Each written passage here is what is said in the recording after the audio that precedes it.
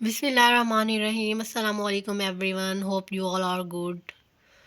So today we are going to discuss the plot construction of Jane Austen's novels, how she construct her novels, how she construct the plot of her novels. We will discuss in this lecture.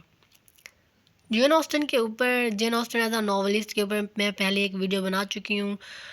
उसको आप देख सकते हैं जेन Austen के introduction के तौर पर उनके as a novelist characteristics of a novelist novels के अकॉर्डिंग उसको आप देख सकते हैं।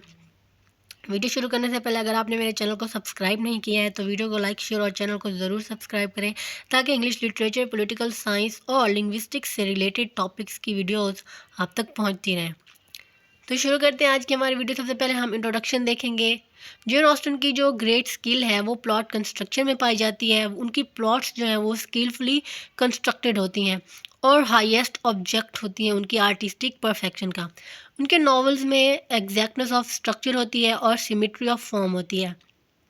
उनकी जो प्लॉट्स हैं वो सिर्फ सिंपल नहीं होती बल्कि कंपाउंड होती हैं। बहुत ज़्यादा प्लॉट्स जो हैं, सब प्लॉट्स जो हैं वो मिलकर उनकी एक जो इम्पोर्टेंट और मेन प्लॉट होती है उसको कंस्ट्रक्ट करती हैं। वो सिर्फ हीरो एंड हीरोइन की स्टोरी के ऊपर ही बेस्ड नहीं होती बल्कि उस स्टोरी के अंदर और भी बहुत सारी सब प्लॉट्स और सब स्टोरीज़ होती हैं जो कि उसकी प्लॉट को कंट्रीब्यूट करती हैं, कंस्ट्रक्ट करती हैं। तो इस वीडियो में कोई ना कोई एक नॉवल होना चाहिए जिसके अकॉर्डिंग, जिससे रिलेटेड हम जेन ऑस्टन की प्लॉट को डिस्कस कर सकें। तो इस वीडियो में मैंने जेन ऑस्टन का नॉवल प्राइड एंड प्रेजुडिस को लिया है और प्राइड एंड प्रेजुडिस के अकॉर्डिंग ही हम उनकी प्लॉट कंस्ट्रक्शन को डिस्कस करेंगे, क्योंकि ज़ाहिर सी बात है अगर एक नॉवल में उनकी कोई भी प्लॉट कंस्ट्रक्शन हम देख लेते हैं तो वो बाकी सारे नॉवल्स में भी उसी चीज़ को ही कंट्रीब्यूट करती हैं, उसी प्लॉट कंस्ट्रक्शन को ही फॉलो किया जाता है। तो प्राइड एंड प्रेजुडिस एक नॉवल है जेन ऑस्टन का। जो प्राइड एंड प्रेजुडिस की जो प्लॉट है वो लीनियर है, क्रोनोलॉजिकल है और उसमें क्रोनोलॉजिकल स्ट्रक्चर पाई जाती है। जेन ऑस्टन के नॉवेल्स की जो प्लॉट है, स्पेशली जो प्राइड एंड प्रेजुडिस की प्लॉट है, वो वेल नीट और ऑर्गेनिक है। उसमें कोई भी ऐसी चीज़ नहीं है जो कि अननेसेसरी हमें फ़ील हो या फिर मीनिंगलेस फ़ील हो। एलिज़ाबेथ, इसकी स्टोरी कुछ इस तरह से है कि एलिज़ाबेथ बीनेट है, एक जो बीनेट फैमिली की बेटी है सबसे बड़ी, वो प्रोटैगनिस्ट है और उनका मेजर कॉन्फ्लिक्ट जो रिवॉल्व होता है, मेजर कॉन्फ्लिक्ट जो होता है वो उन्हीं के इर्द गिर्द ही रिवॉल्व करता है, क्योंकि वो एक कंपैटिबल हस्बैंड की तलाश में होती हैं और उस हस्बैंड की तलाश के लिए उनको जो ऑब्स्टेकल्स फेस करना पड़ती हैं उसके बारे में ये नॉवल है। उनकी अपनी जो सोशल कन्वेंशन होते हैं उनको भी रिप्रेजेंट किया गया है और उनकी अपनी लैक ऑफ सेल्फ अवेयरनेस को भी रिप्रेजेंट किया गया है। अब हम इनकी कैरेक्टरिस्टिक्स देखेंगे। प्राइड एंड प्रेजुडिस में जो प्लॉट कंस्ट्रक्शन की गई है जेन ऑस्टन की तरफ से, उसकी कैरेक्टरिस्टिक्स क्या हैं। बहुत ज़्यादा कैरेक्टरिस्टिक्स हैं इसकी, हम उनको वन बाय वन डिस्कस करेंगे। तो सबसे पहले जो कैरेक्टरिस्टिक फीचर है जेन ऑस्टन की प्लॉट कंस्ट्रक्शन का, वो है वेल नीट प्लॉट। उनकी जो प्लॉट्स होती हैं वो वेल नीट होती हैं, क्योंकि जेन ऑस्टन अपने नॉवेल्स के अंदर जो भी प्लॉट कंस्ट्रक्ट करती है उसमें उनकी ग्रेट केयर और थॉट को वो इस्तेमाल में लाती हैं, तभी वो जाके अपनी प्लॉट्स को कंस्ट्रक्ट करती हैं, जिससे उनकी प्लॉट्स जो हैं वो इरेलीवेंट नहीं लगती, सुपरफ्लूअस नहीं लगती और सिंपल होती हैं। उनके प्लॉट्स में कोई भी चीज़ इरेलीवेंट नहीं मिलती हमें। उनके नॉवेल्स जो होते हैं वो, उनकी जो प्लॉट कंस्ट्रक्शन होती है वो बहुत ही ज़बरदस्त किस्म की होती है, सिमेट्री होती है, सीक्वेंस होता है, प्रिसीजन होती है। कोई भी इरेलीवेंट या फिर सुपरफ्लूअस चीज़ हमें देखने को नहीं मिलती उनके नॉवेल्स में। नेक्स्ट जो फीचर है, नेक्स्ट जो कैरेक्टरिस्टिक है प्लॉट कंस्ट्रक्शन की, सेकंड कैरेक्टरिस्टिक है blending of plots pride and prejudice में। तो जो जेन ऑस्टन के नॉवेल्स होते हैं उनमें जो प्लॉट्स हैं वो आपस में ब्लेंड की हुई होती है। एक मेन प्लॉट होती है और बाकी जो है वो सब प्लॉट्स होती हैं, 3, 4, 2 इस तरह की सब प्लॉट्स होती हैं। जो प्राइड एंड प्रेजुडिस नॉवल है उसमें जो मेन प्लॉट है वो है डार्सी एंड एलिजाबेथ का अफेयर।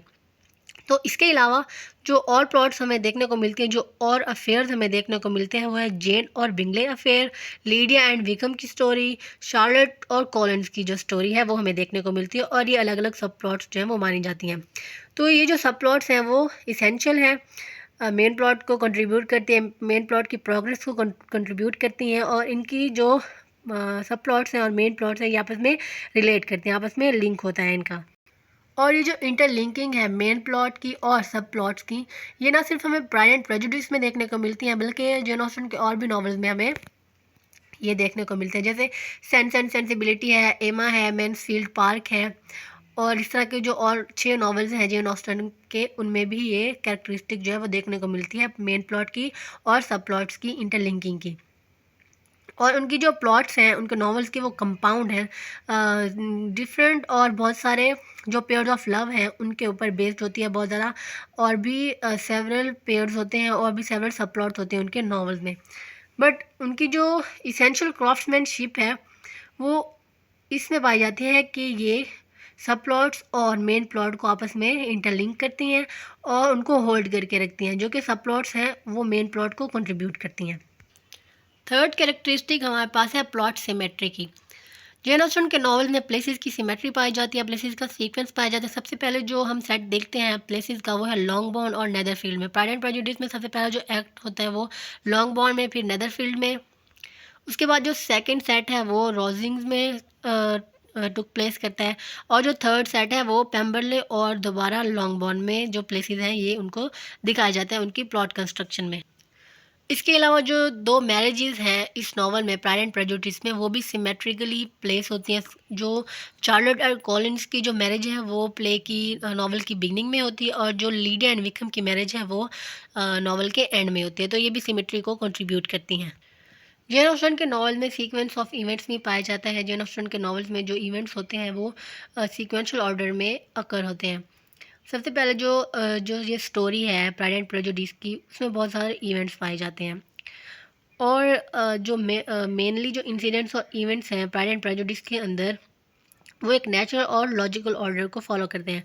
फॉर एग्जांपल जो बिंगले एंड डार्सी का अराइवल है, जब वो नेदरफील्ड पार्क में आते हैं, तो ये ना सिर्फ एलिजाबेथ और डार्सी को साथ में लाता है बल्कि इनके दरमियान जो कॉन्फ्लिक्ट है उसको भी इरेज करता है। जो डार्सी का जो प्राइड है वो इसमें सबसे पहले शो होता है। उसके बाद जो एलिजाबेथ का प्रेजुडिस है वो भी इसमें अकर होता है। तो जो प्रेजुडिस है एलिजाबेथ का वो भी बहुत सारे इंसिडेंट्स के ऊपर बेस करता है, जबकि डार्सी जो है वो बाद में एलिजाबेथ के प्यार में पड़ जाता है। फिर वो एलिजाबेथ को एक इंसल्टिंग मैनर में मैरिज के लिए प्रपोज करता है, लेकिन एलिजाबेथ जो है वो उसको रिजेक्ट करती है। और ये जो इवेंट्स हैं ये सबसे पहले डार्सी का प्राइड और एलिजाबेथ का प्रेजुडिस अगेंस्ट डार्सी, इसको पहले ये रेस करते हैं। उसके बाद अल्टीमेटली हेल्प करते हैं एलिजाबेथ को डार्सी के प्रपोजल को एक्सेप्ट करने में।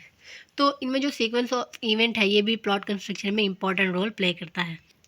नेक्स्ट है ड्रामेटिक एलिमेंट। जेन ऑस्टन के नॉवेल्स में ड्रामेटिक एलिमेंट्स पाए जाते हैं, और उनके जो नॉवेल्स हैं उनको नॉवेल्स ऑफ कॉन्वर्जेशन कहा जाता है rather than novels of action के। तो ड्रामा के एलिमेंट्स जो है ये जेन ऑस्टन के नॉवेल्स में पाए जाते हैं। जैसे प्राइड एंड प्रेजुडिस में हम इन ड्रामेटिक एलिमेंट्स को ऑब्जर्व करते हैं। सबसे पहले डार्सी और एलिजाबेथ जो है वो उनके आपस में मुलाकात होती है, लेकिन उन बात का जो लेटर पार्ट है नॉवल का वो डार्सी के प्राइड और एलिजाबेथ के प्रेजुडिस के ऊपर कंसिस्ट करता है। उसके बाद इन दोनों के एटीट्यूड में रिवर्सल आता है। उसके बाद जो जो स्टोरी है वो डायलॉग से ज़्यादा ग्रो करती है एक्शन की निस्बत। जो कैरेक्टर्स हैं वो भी डायलॉग से ही डेवलप होते हैं, ना कि सिर्फ डिस्क्रिप्शन और एनालिसिस से। उसके बाद है harmony between characters and action. ये भी एक इम्पॉर्टेंट कैरेक्टरिस्टिक है जेन ऑस्टन के नॉवेल्स के प्लॉट कंस्ट्रक्शन की। जो हार्मनी है, जो हम आहंगी पाई जाती है कैरेक्टर्स और उनके एक्शंस के दरमियान, ये भी मेन प्लॉट को कंट्रीब्यूट करती हैं। ये भी एक इम्पॉर्टेंट पार्ट होती है किसी भी प्लॉट कंस्ट्रक्शन का। और जेन ऑस्टन हार्मनी पैदा करने में कैरेक्टर और एक्शन के दरमियान इसमें मास्टर समझी जाती हैं। और प्राइड एंड प्रेजुडिस में भी हमने ये देखा कि जेन ऑस्टन ने कॉरस्पॉन्डेंस और हार्मनी को मेंटेन किया है उनके कैरेक्टर्स और एक्शंस के दरमियान। उसके बाद हम देखते हैं थीम्स। उनकी जो थीम्स हैं वो प्लॉट यूनिटी में इंपॉर्टेंट रोल प्ले करते हैं। जेन ऑस्टन के नॉवेल्स की जो थीम्स हैं वो सिर्फ लव एंड मैरिज ही होती है, जो कि सेंट्रल थीम है उनके नॉवेल्स की। और ये जो सिचुएशन है इसमें एक लड़की होती है जो कि हस्बैंड की तलाश में होती है मैरिजेबल एज के, और उनको जो है इनकरेज किया जाता है उनकी मदर और उनकी आंट से। और ये भी उनकी एज को भी रिप्रेजेंट करता है जेन ऑस्टन की एज को, क्योंकि उस टाइम में जो लड़कियां होती थी वो ज़्यादातर मर्दों की तलाश में होती थी शादी करने के लिए। उनकी जो मदर्स होती थी वो भी इसी टेंशन में होती थी कि उनकी बेटियों को, उनकी लड़कियों को एक अच्छा अमीर और एक चार्मिंग और एक हैंडसम हस्बैंड जो है वो मिल जाए शादी करने के लिए। तो इस थीम को जो है जेन ऑस्टन ने अपने नॉवल में रिप्रेजेंट किया है। इसी तरह प्राइड एंड प्रेजुडिस में हम देखते हैं कि 4 मैरिजेस होती हैं। एक जो है वो मेन प्लॉट की होती है एलिज़ाबेथ और डार्सी की, और जो 3 है वो सब प्लॉट की होती हैं। जैसे चार्ल्स बिंगले और जेन की, और शार्लट और कॉलिंस की, और विक्रम और लीडिया की। ये जो मैरिजेस हैं वो इसमें पोर्ट्रे की गई हैं जेन ऑस्टन के नॉवेल्स में। जो नेक्स्ट हमारे पास कैरेक्टरिस्टिक है जेन ऑस्टन की प्लॉट कंस्ट्रक्शन की, वो है neat and coherent dramatic structure. Jane Austen के जो नॉवेल्स हैं उनमें neat and coherent dramatic structure पाई जाती है। जैसे हम प्राइड एंड प्रेजुडिस में देख लेंगे, जब मैरिटन बॉल में डार्सी और एलिजाबेथ आपस में मिलते हैं तो उस वक्त जो है वो पहला बीज बोया जाता है प्राइड एंड प्रेजुडिस का, डार्सी के प्राइड का और एलिजाबेथ के प्रेजुडिस का।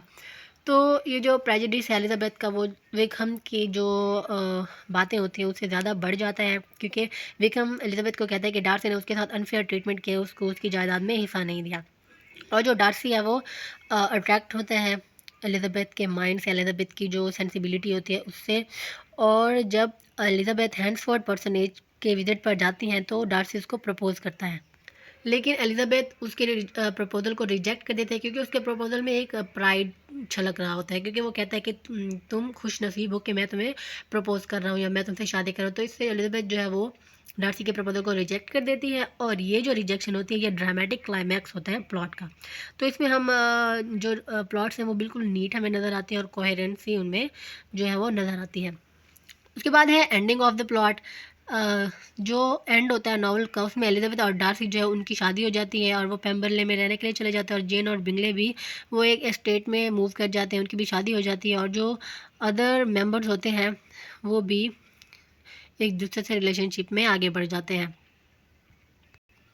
अब हम आते हैं कंक्लूजन की तरफ। इन सारी कैरेक्टरिस्टिक्स को देखने के बाद, उनकी क्राफ्ट्समैनशिप को देखने के बाद, हम और उनकी जो वर्क के साथ उनका हैंडलिंग है, किस तरह से अपने वर्क को हैंडल करते हैं अपने नॉवेल्स के अंदर और अपनी लिमिटेड रेंज के अंदर, इसको देखने के बाद हम जेन ऑस्टन को इजीली एक परफेक्ट आर्टिस्ट का खिताब दे सकते हैं उनके प्लॉट कंस्ट्रक्शन में, और हम उनको प्योर नॉवलिस्ट कह सकते हैं। तो ये थी हमारी आज की वीडियो। उम्मीद है कि आप लोगों को ये टॉपिक समझ में आ गया होगा। ये नोट्स बिल्कुल ऑथेंटिक हैं और आप इनको नोट डाउन कर सकते हैं। मिलते हैं अगली वीडियो में, तब तक के लिए अपना बहुत सारा ख्याल रखिएगा। फ़ी अमानिल्लाह। अल्लाह हाफिज़।